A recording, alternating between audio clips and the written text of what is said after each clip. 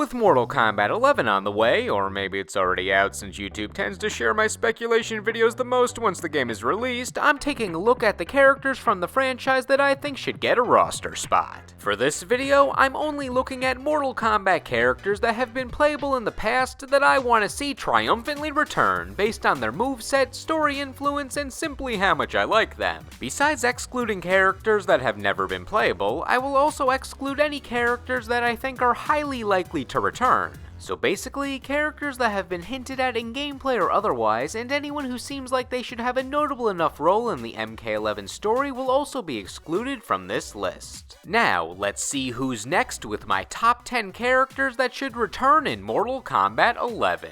Number 10, Frost. Making up a moveset for Frost has always been simple on the special move front, being attacks that Sub-Zero once used but doesn't use in whatever game Frost is also in. I think that would be a good starting point for her playstyle. It's likely Sub-Zero won't retain all of his attacks from MKX, so there's plenty she could learn from him. There are also some attacks he abandoned from MK9, and it's been a while since we've seen his Ice from the Sky attack and his Ice teleport, and that doesn't even consider all the new attacks Frost could have. Since she's been shown to be more rash and aggressive in personality, I could see her having a very rushdown heavy playstyle. It would counter Sub-Zero's more calm and patient personality, which has resulted in a more defensive turtle playstyle in past games for him. It's a good way to show how cryomancy can lead to vastly different fighting game archetypes. Other aspects of her moveset could be inspired from the Mortal Kombat X comic, where she fought Cassie in some underground fighting ring. From this, I could see her having some sort of modern MMA style to contrast Sub-Zero's more traditional martial arts, or they could just go the Injustice 2 alternate skin route and make her a swap of Sub-Zero. As for the story, she could rival the new gen kids, since she has always been a new generation version of a classic character starting back in Deadly Alliance. Maybe have her start fights with her allies out of distrust like she tried to do with Scorpion in MKX. They could also go with her original backstory of betraying Sub-Zero to steal his dragon medallion, but I like her better as an ally. Otherwise, the only notable things Frost has done are get frozen indefinitely and interview Richard Nixon. Number 9, Havoc. Here's a 3D era character whose appeal stems from his design alone. He hits various cliche cool tropes like the skull mouth, battle helmet, and whatever he's doing with his sleeve here. The design was always so weird that I wanted to see him in motion more even if I wasn't crazy about his backstory. His moveset was also interesting, where he would use body contortion and mutilation to attack. I feel they could add an extra gimmick where these moves actually do damage to Havoc in exchange for extra damage to the opponent or added effects, like Scarlet's hard-hitting, self-harming Blood Ball attack. His background as the Agent of Chaos from the Chaos Realm was never my favorite subplot of the series, but his involvement with all the weird magic and switching alliances made him an interesting wildcard in the story. He goes with the side that fuels the chaos more.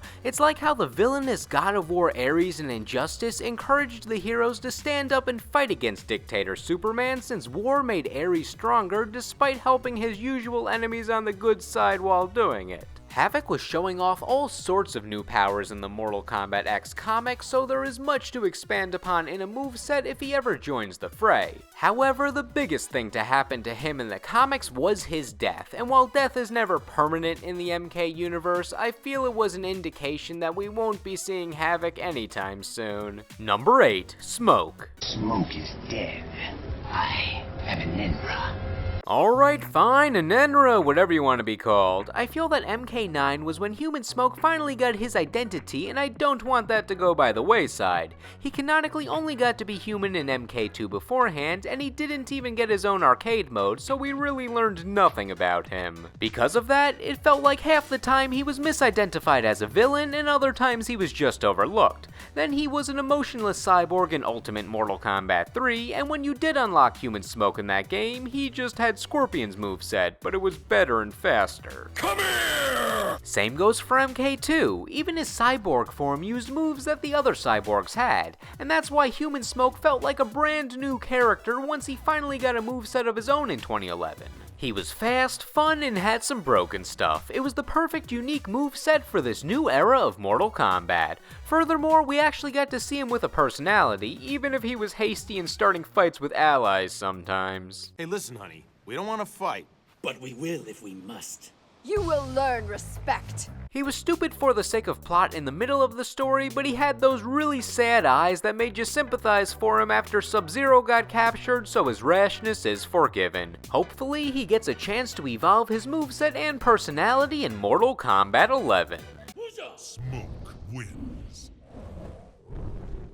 Number 7, Motaro. The main reason I want Motaro back is for the sake of completion. He's the only character from the arcade era of the first 3 games not to return as playable or a boss. I understand why they haven't brought him back. Co-creator Ed Boon has implied that with their current motion capture technology, it's near impossible to bring the Centaur back the way we saw him in Mortal Kombat 3. It was clever to make him Mr. Tumnus in Armageddon just to get him back, but it felt like a hollow return. Part of his appeal is that intimidation factor with his super tall, extra long cheeseburger design. And killing him off in the story of Mortal Kombat 9 was at least a way to acknowledge that he can't come back and not just because they forgot about him. That being said, why not revive him and see if you can make him work with 2019's technology? I mean, we have Ridley and Smash Bros now, so it appears anything's possible in gaming. I could see modern Motaro playing like a striker, the archetype, not the cop, where you try to get in for those big single hits, reminiscent of his sub-boss appearance with teleports and donkey kicks and that somewhat elegant command grab. Motaro wins. It's kinda like how Abigail's built in Street Fighter V, where he's giant, has elements of a grappler, but ultimately relies on short combos and big hits with his special moves.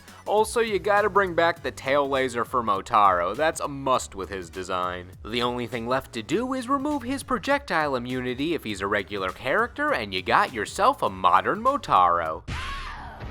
I'm not expecting him to return, but I like to keep the Centaurian dream alive. Motaro wins. Number 6 would have been Scarlet if she wasn't revealed right away, so there goes that script, also the Baraka one. Instead, let's put Mortal Kombat's other high-profile blood-centered character here, Meat. Everyone loves Meat and his power of having no skin and using meat cleavers. Or we could just pick the blood god himself, number 6, Kotal Kahn. Being the only MKX newcomer on this list, a character as badass as Kotal Kahn should not be lost to the sands of time. Since he was just an MKX, his moveset does not need too much reimagining. I'm more in it for the potential story of Kotal. He started off the MKX story with a bang, but exited with a whimper, invading Earthrealm due to a misunderstanding. I like the concept of an Outworld Emperor who was not just the big evil guy who was power hungry. Even with his betrayal plot, I felt like it could have gone somewhere instead of just having him left behind once D'Vorah deceived him. I guess I just want to see Kotal Kahn do more Kotal Kahn things. I don't really have a big plan for him, but I hope NetherRealm Studios gives him a proper role. And maybe they could up his fatality game as a bonus. He just rips out your heart or bear hugs you in MKX. That stuff happens at a standard happy hour for these characters. Number 5, Mileena. I generally don't put characters that I think are guaranteed to make a roster on my speculation lists, but Mileena is my all-time favorite Mortal Kombat character, and part of me is skeptical, as if she may be sitting this one out. They made a big deal about killing her off in MKX, and sometimes when Mortal Kombat makes such a big deal about killing off a popular character and not reviving them in the same game's story, they don't always include them in the next game. Most recently, it happened to Shao Kahn and Shang Tsung in Mortal Kombat X, and if Mileena was gone, her influence would not be lost, as Baraka seems to have embraced her eating flesh and organs gimmick. Though he cannot pull off the elegance of her leaping neck bite on his own. However, with all of these timeline shenanigans, it feels like assurance that Mileena should return in some form. The story elements could be great. Imagine the original Mileena's reaction to seeing that she became the Empress of Outworld in some timeline, a feat never legitimately obtained in the original timeline, only to be betrayed by her own people. This could lead Mileena to being a chaotic neutral sort of character who is against all factions, with Tanya and Baraka being the only characters that are loyally at her side. Plus, if Baraka could get revived for this game, then Mileena has no excuse. So hopefully, Mileena can take a bite out of this story mode once it gets the ball rolling. Any other Mileena puns? She'll size up the competition? Okay, I'm done. Mileena wins. Number 4. Cyrax. Cyrax has an unrequited storyline in the current timeline. He was shown to break free of the Lin Kuei's influence and be his own man in the story of MK9, only to show up a few chapters later and say, whoops, I goofed. Off-screen, he fell victim to the Cyber Initiative, losing his personality and humanity in exchange for his cyborg body. This side story was compromised in the Mortal Kombat X comic, where Cyrax blew himself up to kill all the other cyborgs. Well, that's one way to explain why he wasn't an MKX outside of being one of Triborg's variations. Why not mess with the timeline and bring back the old Cyrax that was able to regain his humanity without exchanging it for his life? Cyrax would also work very well with the variation system. He could have one bomb-centric variation, and then one that works better with his buzzsaw and net. His third variation could be him as a human. Instead of making human Cyrax just a costume, he could use this variation to sacrifice his weapon range and projectiles to be more hand-to-hand combat based. Or hand-to-foot. I think this would be a cool way to show how the cyborgs actually fought as humans and not just have them use robot weapons that look awkward on a human. So whether he's all human or mostly mechanical, let's bring back this mustard yellow cyborg. Cyrax wins. Fatality. Number 3. Serina. I was a big proponent of including Serina in Mortal Kombat X, and I'm on her side once again for Mortal Kombat 11. She was in Quan Chi's Brotherhood of Shadows trio, meant to be a servant of Shinnok, but she escaped his figurative grasp. Now, she helps out whichever heroes are in the area. In Mortal Kombat Mythologies, it was the older Sub-Zero. In Mortal Kombat X, it was the Special Forces. Her main weapon is the Kama, which is essentially a weaponized farming tool, but it's a weapon on a chain, so it's cool. What other characters have a chain with a weapon at the end? Oh, yeah. Well, they can always give Serina her throwing knives again like they did in Armageddon. No one else uses knives in Mortal Kombat. Well, you know what? The Kama is a good idea to have. While her Kama were not on chains in Mythologies, I'd put them on a chain in MK11 to give her some range, making it work in a similar manner to Dalsim's arms or Ghost Rider's chain. Still, I feel her presence could be maximized with her two partners Kia and Jitaka. In a video I made prior to MKX's release, I said the three of them should be one character with each member being a different variation, which ended up being how Triborg played. This idea is still in play with the variation system back, so the three ladies could still have the same base combat skills, but each variation changes their weapon to match what they used in Mythologies. Maybe give Kia a new weapon though, there's a better character that already uses a bladed boomerang. Or we could just make Serina the only playable character of the bunch and not complicate things. If it is only Serina, she should find a way to use Jitaka's weapon somehow, which is a sword that shoots lasers. Just that sounds like something that should be awesome on its own. Everyone loves swords, everyone loves lasers, and now you combine them, that's like the Reese's peanut butter cup of weapons. Number 2. Fujin. Is Fujin a given to be in the game yet? After rumors of him being DLC in MK9, which never happened, to the demand for him to be an MKX, only to be an NPC in the early game story, I feel his continuous demand will force NetherRealm's hand to finally bring back the God of Wind. Considering Raiden will be in his Renegade Dark Raiden persona for this game, I think it would be the right time to include an uncorrupted god to oppose him. I would imagine he would have a super revamped moveset from what he had in Mortal Kombat 4. The classic move he has to have is that tornado that works like Atrocitus' blood tornado, because I like it. A new mechanic he could have could involve him floating around on wind, since that was his main mode of transportation in the MKX comic.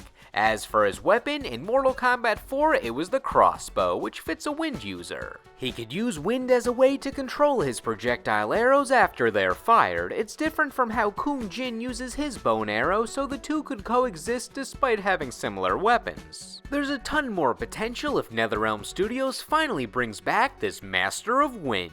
Honorable mentions: Nitara. Her main attacks involve biting and blood, which are Scarlet and Melina's themes, so I'd say just redesign how she plays completely. I like how she looks. Kintaro. We had Shiva playable in MK9, Goro in MKX, so why not spotlight the last main Shokan in MK11?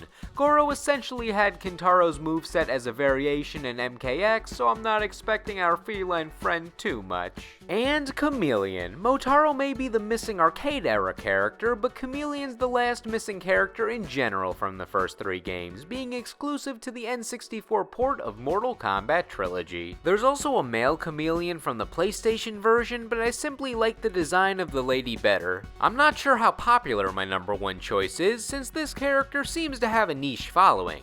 This character has always been my secondary character after Mileena whenever possible, since her moveset has always intrigued me, and her backstory's not too bad either. Number 1, Sindel. Sindel has always had my favorite powers in the series, being sonic screams with a side helping of hair manipulation. I liked her as a zoner in MK9. Her scream balls worked well, giving us varied angles when in the air and some low zoning options. Being smart with how you mixed these attacks in could make getting in pretty difficult if your opponent did not want to spend some more meter. Regarding her other sound-based move, her Mega Screech has always been my favorite stun move in the series. Her melee attacks in MK9 are some of the strangest in the game, but I like how unique they are. Please keep them. She does the Shoryuken, handstands, cartwheels, and her neutral back kick puts her upside down. What always seemed weird to me are these acrobatic attacks are not what I'd expect from an elderly lady with magical powers. Then again, who am I to judge the Edenian strength? She even says the name of her favorite manga artist when she throws you. Outstanding.